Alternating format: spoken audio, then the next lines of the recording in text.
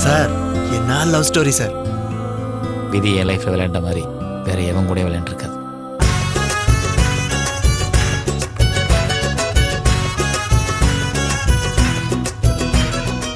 மற்ற துறையில் இருக்கிறவர்கள் சினிமாவில் வீணாக போச்சுன்னு சொல்கிறாங்க, சினிமாவில் இருக்கவங்க மற்ற துறையால் வீணாக போச்சுன்னு சொல்கிறாங்க.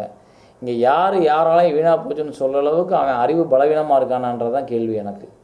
மக்களை அவ்வளோ பலவீனமாக நினைக்கக்கூடாது. அவங்களுக்கு அவங்களோட பிரச்சனைகள், அது நிறைய மக்கள் நிறைய புத்திசாலிகள். எந்த நேரத்தில் யாருக்கு எந்த இடத்த கொடுக்கணும்னு அவங்களுக்கு தெரியும். அதனால் சினிமாக்காரங்க தான் இன உணர்வு போனதுக்கு காரணம்னா அரசியல் உள்ள பிரச்சனைகள் கூட அதுக்கு காரணமாக இருக்கலாம். இல்லை தனிப்பட்ட முதலாளிகள் பொருளாதார தேடலில் இன்டர்நேஷ்னல் கம்பெனிகள் இங்கே இறங்கின கூட அதுக்கு காரணமாக இருக்கலாம். எத்தனையோ காரணங்கள் இருக்குது. அதில் நீங்கள் சினிமா தான் ஒரு காரணம்னு சொல்ல முடியாது. அப்புறம் இன உணர்வுன்றது அது அவங்கவுங்க சார்ந்து அவங்கவுங்க மனசுக்குள்ளே இருக்கிற ஒரு விஷயம். அதை நீங்கள் எல்லாருக்கும் இன உணர்வு இருக்கணும் அப்படின்னு நீங்கள் கட்டுப்படுத்த வேண்டிய அவசியம் கிடையாது. அவங்களுக்கு இருந்தால் சந்தோஷம், இல்லைன்னா ஒன்றும் பிரச்சனையும் கிடையாது. அவன் மனுஷனாக வாழட்டுமே. அவங்க மனுஷ நிலைமையிலிருந்து மிருகமாக மாறினா தான் நம்ம அவனை கண்டிக்க உரிமை இருக்க ஒழிய அவன் ஏன் இன உணர்வோடு இல்லைன்னு நீங்கள் கேள்வி கேட்கவே முடியாது. அப்படி பார்த்தா இங்கே தமிழ் போராளிகளாக இயங்கினவங்க எல்லாருமே நிறைய பேர் வேறு வேறு துறைகளில் வேறு ஆங்கில புலமையில் வேறு ஹிந்தி படிச்சுக்கிட்டு எல்லாம் பெரிய ஆளாக இருந்திருக்காங்க, பெரிய பெரிய பதவிக்கு போய் உட்காந்துருக்காங்க. அப்போ அவங்கெல்லாம் இன உணர்வு இல்லைன்னு அர்த்தமா? அதெல்லாம் ஒன்றும் கிடையாது. இன உணர்வுன்றது நம்மை பாதுகாத்து கொள்வதற்கு. ஆனால் அது எல்லாட்டையும் இருக்கணும்னு கட்டாயப்படுத்தக்கூடாது. அது அதுவாக வரணும், சரியா? அப்புறம் இன உணர்வு இருக்கிறதுனால என்ன சாதிச்சிட்டோம்? இன உணர்வு இருக்கிறதுனால எனக்கு கிடைக்க வேண்டிய தகுதிகள் இன்னும் பின்னாடி போகிறதுக்கு தான் எனக்கு வாய்ப்பு இருக்குது. மேலிடத்தில் இருக்கிறவங்க அவர் தமிழ் இன உணர்வாளர், அதனால் அவருக்கு அதை கொடுக்காதீங்கன்னு தடுக்கிறாங்க. எனக்கு கிடைக்க வேண்டிய விருது நியாயமாக எனக்கு கிடைக்க வேண்டிய விருது நான் இன போராளியாக இருக்கிறதுனால எனக்கு அது தடுக்கப்படுது. அப்போ என்னோடய அங்கீகாரம் தடுக்கப்படுது, என்னுடைய திறமை அங்கே பின்னுக்கு தள்ளப்படுது. ஸோ இன உணர்வாளியாக இருக்கும்போது இவ்வளோ போராட்டம் இருக்குது. ஆனால் அதே சமயத்தில் ஒரு இன உணர்வாளி இன போராளி நமக்காக நம்ம இனத்துக்கு அவ்வளோ போராடுறானேன்னு அந்த இனம் அவனுக்கு சப்போர்ட் பண்ணுதான்னா அதுவும் கிடையாது. வெளிநாடுகளில் தமிழ் இனம் உலக தமிழர்கள் நிறைய இருக்காங்க, இலங்கை தமிழர்கள் நிறைய இருக்காங்க. எல்லாரும் சொல்கிறது என்ன? இங்கேருந்து எங்களோட படம் வெளியாகும் பொழுது இந்த படங்களுக்கான பார்வையாளர்கள் குறைவாக இருக்காங்க. அதே சமயத்தில் எந்த விதத்துலையும் பங்கெடுக்காத, எந்த விதத்தையும் போராட்டங்களில் பங்கெடுக்காத, இனப்போராளிகளை தன்னை அடையாளம் காட்டிக்காத நிறைய நடிகர்களோட படங்கள் அங்கே சக்கப்போடு போட்டு பணத்தை அள்ளி குவிக்குது. அப்போ அந்த இனப்போராளின்றவன் எங்கே பயன்படுறான்? இனப்போராளியை தன் இனமே தூக்கி விடுறதுக்கு, கை தூக்கி விடுறதுக்கு தயாராக இல்லைன்றப்போ இந்த போராட்டம் எதற்கு? அப்போ நானாக வாழ்ந்துடலாமா? நானும் என்னை பாதுகாத்துக்கிட்டு நான் மட்டும் வாழ்ந்தால் போதுமா? எதுக்கு நாங்கள் இங்கே இவ்வளோ சத்தம் போடுறோம், இவ்வளோ கோஷம் போடுறோம், இவ்வளவு போராட்டங்களில் ஈடுபடுறோம்? எல்லாம் நம்ம மக்களை காப்பாற்றணும்னா அந்த மக்கள் எங்களை காப்பாற்ற மாட்டாங்களே. இன்றைக்கி வர்ற வெப்சைட்ஸில் நிறையா வெப்சைட்டில் படம் திருட்டுத்தனமாக போடப்படுது. அது ஒரு மிகப்பெரிய கம்ப்ளைண்ட்டே வந்திருக்கு. இந்த திருட்டுத்தனமாக போடுறவங்க எல்லாரும் உலகத்தில் உள்ள எல்லா வேறு நாடுகள்லேருந்து வரக்கூடிய இடத்துல தான் வருது. அங்கே இந்த தமிழ் படத்தை எடுத்து போடுறவங்க யார்? வெளிநாட்டுக்காரனாக போடுறான், தமிழ்நாட்டுக்காரன் தான் போடுறான், தமிழ் உணர்வாளன் தான் போடுறான், தமிழ் தெரிஞ்சவன் தான், தமிழ் பேச தெரிஞ்சவன் தான் போடுறான்.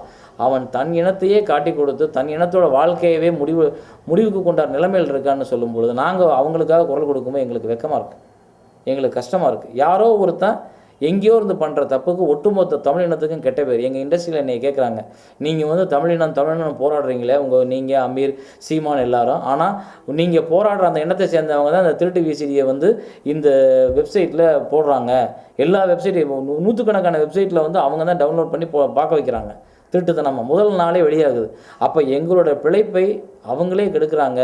அப்போ அவங்களுக்கு நீங்கள் ஏன் ஆதரவாக இருக்கீங்கன்னு எங்களை கேட்குறாங்க. எங்களுக்கு மூஞ்சியில் கறி பூசின மாதிரி ஆயிடுச்சு.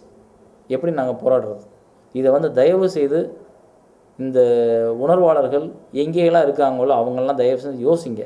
உங்கள் கூட்டங்களில் நமக்கு தெரியாமல் யாரோ ஒருத்தன் நமக்கு துரோகம் பண்ணானா அவனுக்கு தயவு செஞ்சு எடுத்து சொல்லுங்கள். நீ இன்னொருத்தனை அழிக்கலை, உன்னைய நீயே அழிச்சுக்கிட்டு இருக்கேன்றதை சொல்லுங்கள். ஒரு சொல்லி ஏங்கும் ஏங்கும் மனசொலியை பேசுதே.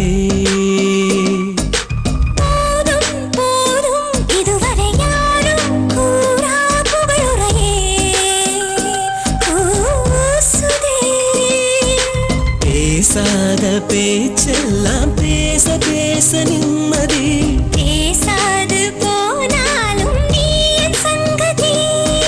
கெஞ்சல் முதல் கொஞ்சல் வரை, சிக்கல் முதல் தும்மல் வரை, கட்டில் முதல் தொட்டில் வரை, அவளை அவளை அவளை அவளை.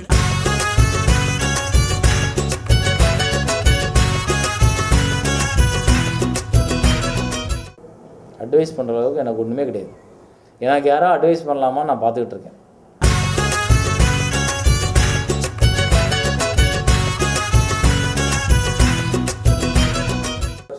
கண்டிப்பாக இல்லை.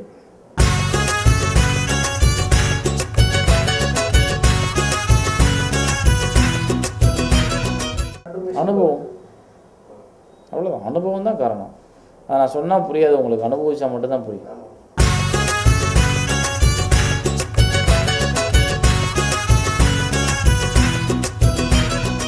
இல்லை, அது வந்து சினிமாவிற்குள் வந்து அரசியல் புகுவது அப்படின்றது முழுக்க தவறு.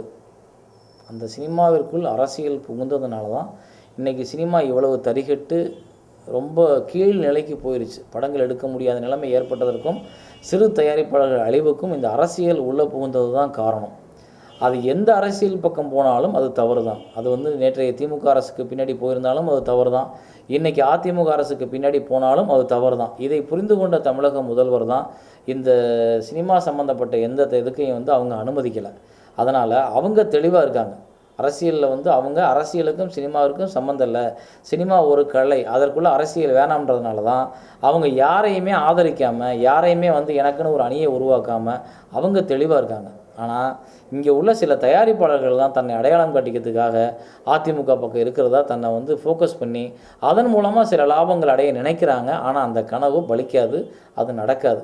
திரும்ப ஒரு முறை சினிமாவிற்குள் அரசியல் உள்ளே வந்ததுன்னா அரசியலிருந்து சினிமாவிலேருந்து அரசியல் வெளியே போயிட்டு சினிமா தன்னிச்சையாக இயங்குறதுக்கான காலம் தான் உருவாகணுமே தவிர மறுபடியும் சினிமா அரசியலை சார்ந்து இயங்குற காலம் உருவாச்சுன்னா இப்போ இருக்கிற சினிமாவை கூட காப்பாற்ற முடியாது. காட்டிலே மிதந்திடும் இலை ரசித்ததில்லை இதுவரை, காகிதம் அசைவதும் அழகெங்கிறேன் நான் முதல் முறை, கடலை விரும்பியும் கால் நனைத்ததில்லை இதுவரை, பனித்துளி தொட்டதும் சுகமென்கிறேன் நான் முதல் முறை, ஏனோ இதுவரை புயல் வந்து மோதியும் சாய்ந்ததில்லை, ஆனால் முதல் முறை மயிலிறகுண்டுரசி ஆடிப்போனேன், ஏனோ இதுவரை மனம் சொல்வதை கேட்கும் என்றிருந்தேன், ஆனால் முதல் முறை தெரிந்தே முழுதாய் நான் என் வசமிழந்தேன்.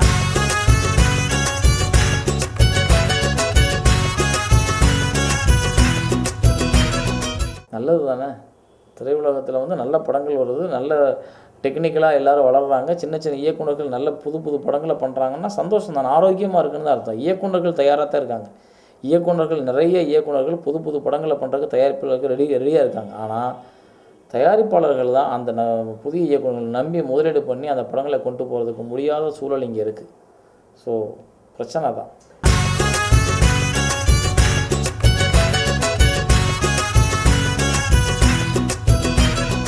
இல்லை, இது சொல்கிறது ஈஸி தான் எல்லாத்துக்கும். சும்மா சொல்லலாம், எல்லோரும் இதை பண்ணாங்க அதை பண்ணாங்கன்னு பண்ண சொல்லுங்களேன். இப்படி சொன்னவங்கெல்லாம் சில வாரி படம் பண்ணாங்கல்ல, இதை மொழிமாற்றம் பண்ணாங்க, அதை பண்ணிட்டாங்க, இதை பண்ணிட்டாங்கன்னு சொன்ன சில நிறையா நண்பர்களே படம் எடுத்தாங்கல்ல, அதை ஓட்டி காமிச்சிருக்கலாமே. அதை ஓட்டலையே அவங்களும் தோல்வி தான் அடைஞ்சாங்க. இதுக்குள்ளே அவங்க புதுசாக சிந்திச்சிருக்கலாமே.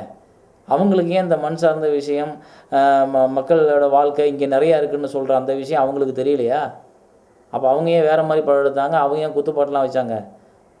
அந்த கேள்வி திருப்பி கேட்கலாம்ல. இங்கே கேள்வி கேட்குறது ரொம்ப ஈஸி, ஆனால் படம் பண்ணுறது தான் கஷ்டம். அப்புறம் ஒரு படத்தை பார்த்து அதில் இன்ஸ்பயர் ஆகி படம் பண்ணுறன்றது தவறு கிடையாது. அதை அப்படியே காப்பி அடித்தா தான் தப்பு. இன்ஸ்பிரேஷன் வேறு, காப்பி வேறு. புரியுதா? இது காப்பி அடிக்கிறது தான் என்னையை பொறுத்தவரை தவறு. இன்ஸ்பிரேஷன்றது எல்லாருக்கும் உள்ளது தான். ஒரு டைட்டானிக் படம் அவ்வளோ பெரிய வெற்றி எங்கேருந்து இன்ஸ்பிரேஷன் ஆச்சு? அதுக்கு முன்னாடி எடுத்து இன்னொரு டைட்டானிக்கை வச்சு தானே. அப்போ ஜேம்ஸ் கேமரன் காப்பி அடிச்சுட்டாரா ஃபுல்லாக? அந்த படத்தை உலகம் முழுக்க பார்த்தாங்க, உலகம் முழுக்க மிகப்பெரிய வசூல் குவிச்சிச்சு, அத்தனை ஆஸ்கர் விருதுகளை வாங்குச்சு. எதுக்கு வாங்குச்சு? அதை எப்படி நீங்களும் உட்காந்து பார்த்து டைட்டானிக் மாதிரி ஒரு படம் எடுங்கன்னு சொன்னாங்க நம்ம ஊரில் நிறைய பேர். அப்போ அதெல்லாம் எப்படி சொன்னாங்க? டைட்டானிக் மாதிரி ஒரு படத்தை ஒத்துக்குருவாங்களா? இன்ஸ்பிரேஷன்றது தவறு இல்லை இல்லையா? இப்போ நம்ம வீட்டில் பிள்ளைங்க இருக்குது, படிப்பு வரல, பக்கத்து வீட்டு பிள்ளைங்களை பார்த்து படின்னு நீங்கள் சொல்கிறீங்க. ஏன் அதை பார்த்து படிக்க சொல்கிறீங்க? அவங்கள்ட்ட இருக்க திறமையை வளர்த்து கொண்டாட வேண்டியதானே? அப்போ தவறு நமக்குள்ளே இருக்குது இல்லையா? அதனால் அது ஒரு பெரிய குற்றமாக எனக்கு தெரியல. அப்படியே காப்பி அடித்தாங்கன்னா அது தவறு. அதுக்கு அவங்க ரைட்ஸ் வாங்கி எடுக்கணும். ரைட்ஸ் வாங்கி பண்ணால் அது கூட தவறு இல்லை. ஏன்னா சென்றிடுவீர் எட்டத்துக்கும் கலை செல்வங்கள் யாவும் குழந்தை சேர்ப்பின்னு சொன்னார். சென்றிடுவீர் எட்டத்துக்கு மாதிரி அப்போ உலகத்தில் இருக்க எல்லா படத்தையும் பார்க்குறான். இந்த படம் நம்ம மொழியில் சொல்லப்படலை, நம்ம மொழிக்கு இந்த படம் தேவைப்படுதுன்னு சொல்லும் பொழுது அது ஒரு இயக்குனர் எடுக்கலாம்னு நினைக்கிறேன்னா தப்பு இருக்குது. இருவிழி காதல் பேச இமைகளிலே கவிதை படி. ஏதோ ஏதோ ஒருவித ஆசை தோன்ற தனிமையிது கொடுமையடி. நீங்காமல் நாம் சேர நீளமாகும் இன்பமே. தூங்காமல் கை சேர காதல் தங்குமே.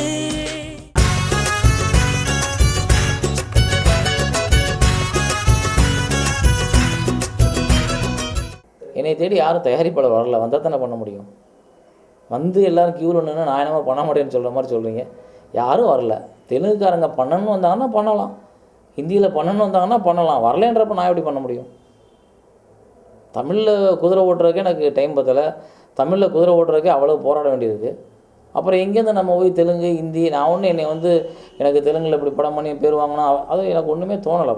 வாழ்க்கை அழகானது, வாழ்க்கையே அமைதியாக நிம்மதியாக ஓடணும்னு நினைக்கிறேன். இதில் வந்து எனக்கு இங்கே கொடி பறக்கணும் அங்கே கொடி பறக்கணுன்ற ஆசையும் கிடையாது, நம்பர் 1 பணக்காரனாகணுன்ற எந்த விதமான எண்ணமும் கிடையாது.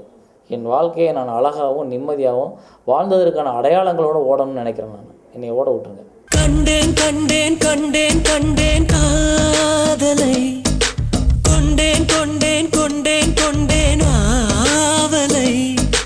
கண்டேன் கண்டேன் கண்டேன் கண்டேன் காதலை, கொண்டேன் கொண்டேன் கொண்டேன் கொண்டேன் ஆவலை.